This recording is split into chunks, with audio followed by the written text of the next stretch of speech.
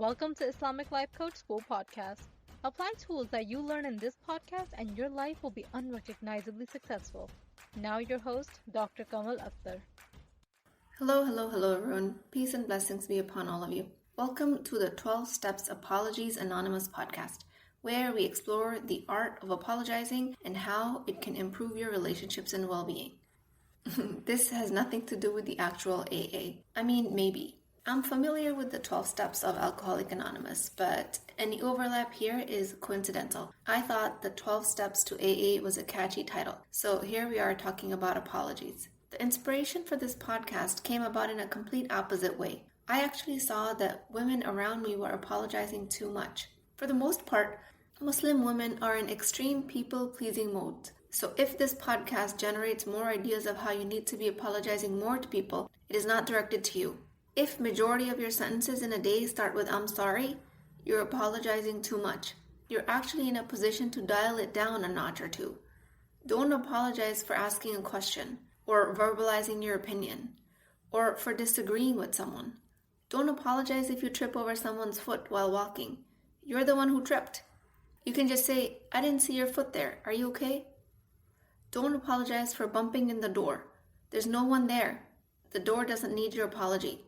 If you're apologizing too much, all you're doing is coming across as someone who is unsure about their actions. And another reason not to apologize constantly is when you over-apologize, it can make the other person feel like they've done something wrong, when that might not actually be the case.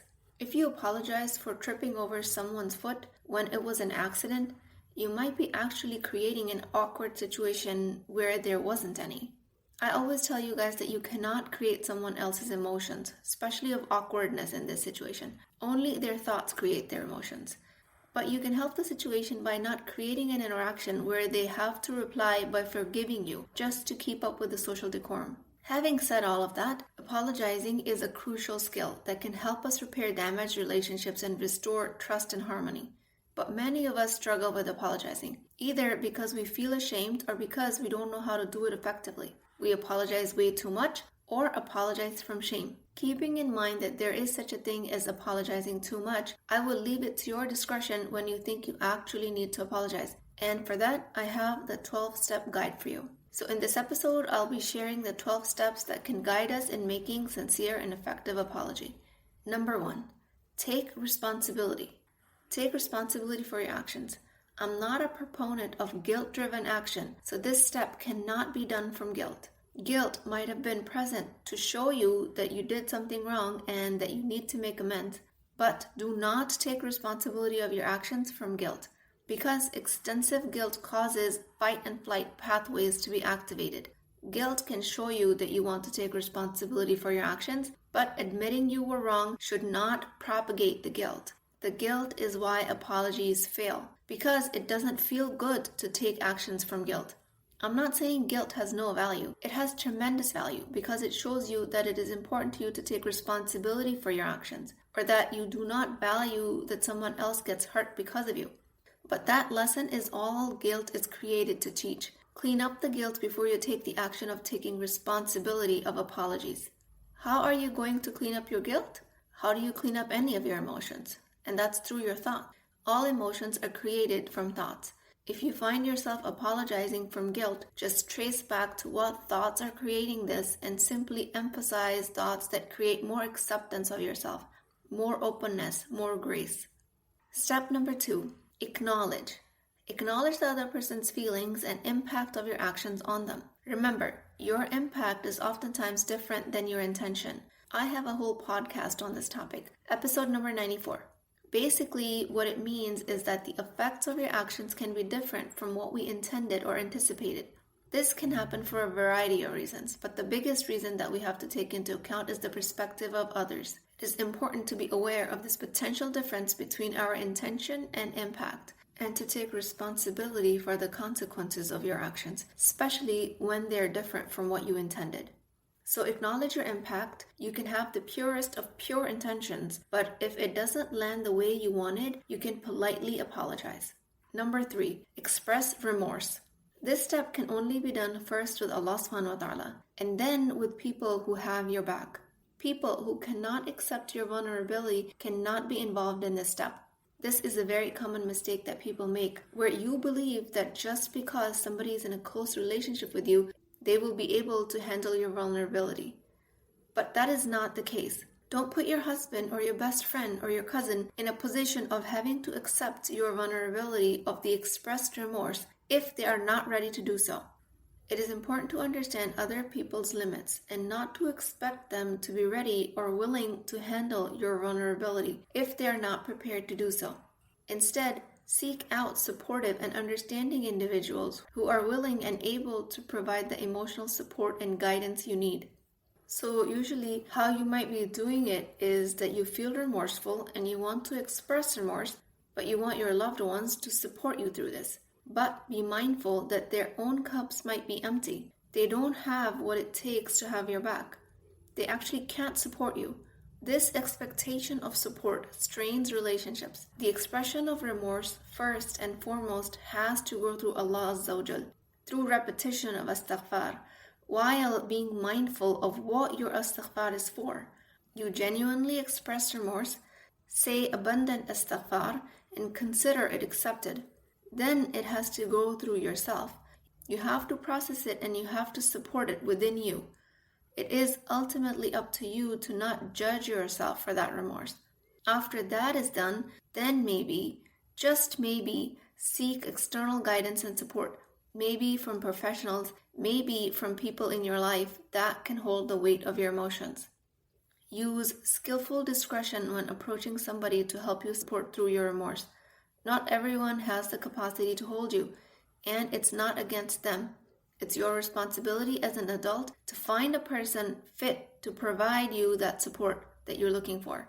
If you do end up sharing your remorse and vulnerability with somebody that could not reciprocate it, then just move on. Don't hold it against them. Step number 4, make amends. Success of this step cannot be measured by what the other person did or didn't do. Making amends is entirely and strictly up to you. Changing little steps, tweaking your actions and your intentions here and there until the outcome and the impact is exactly what you desire. If you are successful in making amends, it will be reflected in your thoughts, feelings, and actions. Making amends is an important part of the apology process, as it involves taking concrete steps to repair the damage. You will be more aware of the impact of your actions on others and more mindful of your behavior and choices. This will help you rebuild trust in relationships.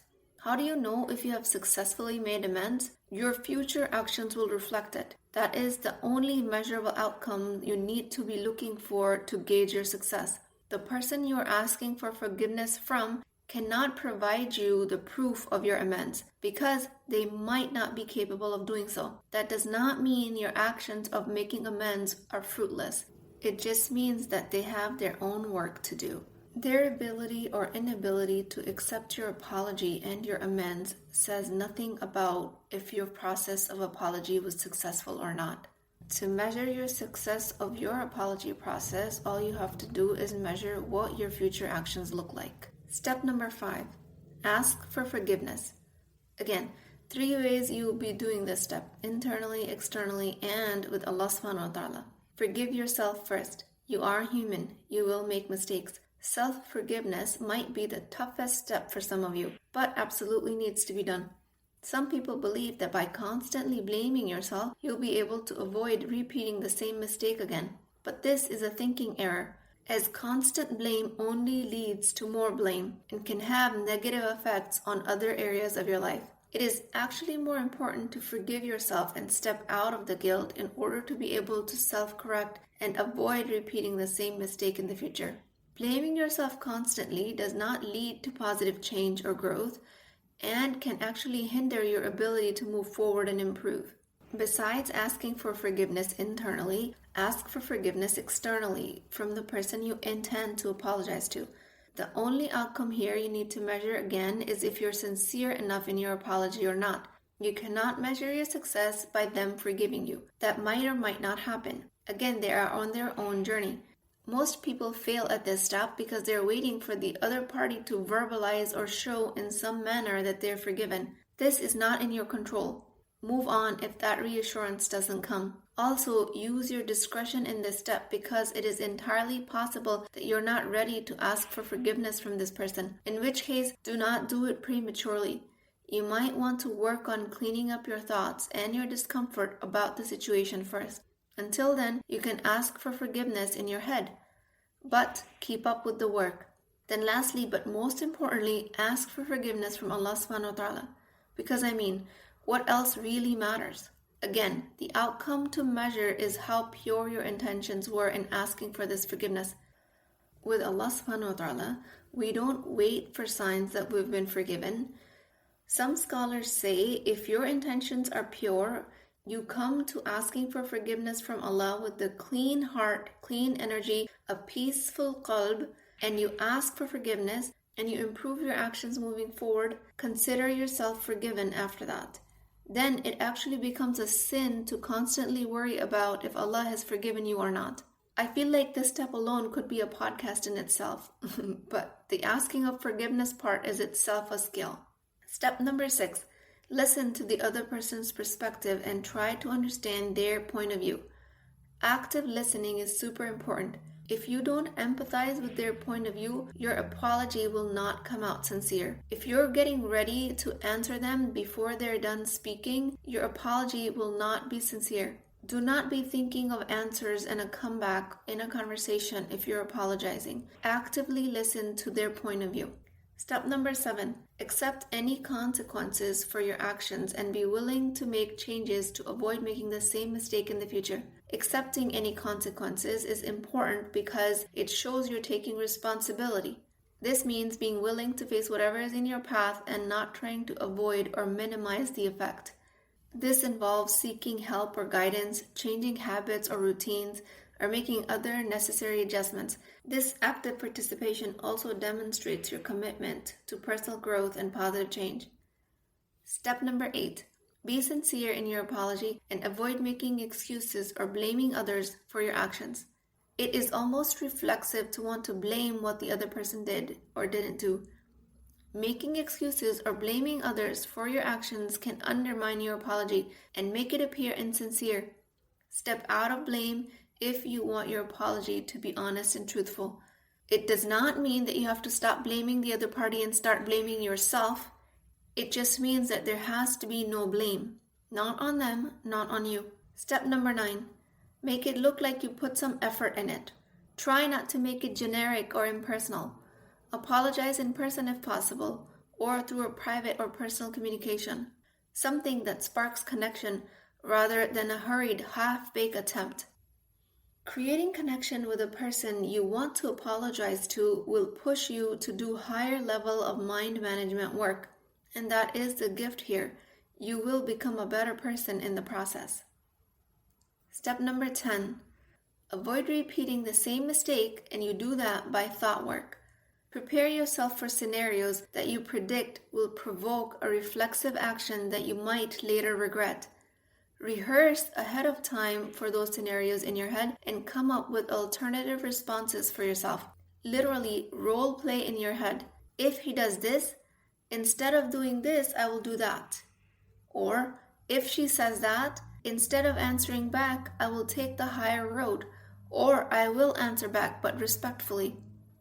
It is so fascinating that you can literally change the outcome of your actions by changing the energy behind it and rehearsing it ahead of time.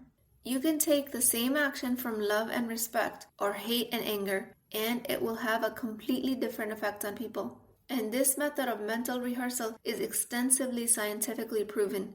If you run yourself through different possibilities of how an interaction can go, your brain is more likely to pick a response you planned ahead of time rather than reverting to in-the-moment default thinking. Step number 11, hold yourself in high regard through this process. This step will need frequent revisiting because the tendency will be to slip back into self-blame or blaming the other party. Practice holding yourself with high regard and grace. Give yourself ample room for self-forgiveness. Always have your back in the process. No need for self-judgment. Be kind and compassionate towards yourself and practice that over and over again. Step number 12, reflect on the situation only with a positive mindset. No need for constantly spinning in thoughts about the negativity of the situation. That will make it feel like you're really serious about your apology, but all you're doing is burning mental and emotional energy and spinning your own wheels. You will feel busy and stressed. That can be misconstrued by your body and mind as a sincerity of apology. There is absolutely no need for sulking. Sulking and pouting only results in more distancing from your goal of a sincere apology, and it makes the process unnecessarily painful. Painful does not mean more effective. You do not have to suffer in pain to apologize effectively. You just have to follow these 12 steps. The more painful you make this process, the more it will lead to resentment and bitterness, and you will lose all the healing that the process of apology is supposed to bring. Not to mention, it will make it less likely that you will apologize next time you need to, because your brain will remember how painful that process of apology was, and it will want to skip the whole deal. So these were the 12 steps. Ideally, you can identify where you actually need to apologize and then utilize these steps. But only when you actually need to apologize, and that I will leave to your discretion, keeping in mind that there is such a thing as over-apologizing. Over-apologizing can make a person seem weak and submissive. Some people apologize so much that it comes out of their mouth as a morning greeting. Like, "I'm sorry, can you pass me some coffee creamer?" Why are you sorry about that? There's absolutely no need to apologize to me for passing you the coffee creamer. But as human beings, we can also improve from our mistakes. That we will inevitably make. But you have to place apologies appropriately for that process to be beneficial. So the 12 steps of Apologies Anonymous have been: take responsibility, acknowledge, express remorse, make amends, ask for forgiveness, listen actively, accept consequences, be sincere, put effort, avoid repeating the same mistake, hold yourself in high regard, and reflect on the situation. With that, I pray to Allah subhanahu wa ta'ala to make us more of the people of istighfar. May Allah subhanahu wa ta'ala make us the people of dhikr, constant remembrance of Allah. I pray that He helps us become conscious of where we need to apologize and make our intentions sincere in the process. May Allah subhanahu wa ta'ala reward us all in the process of apology where it is correctly due, and make us the people of Jannah and reward us for engaging in this process. May your process of apology be accepted as an act of ibadah that it is. Please keep me in your du'as. I will talk to you guys next time. If you're interested in getting coached by me, I'm offering a very affordable opportunity to do that with Wisdom Wednesdays. This is not a course, not a lecture. This is an opportunity for live coaching, real change with Islamic adab and etiquette.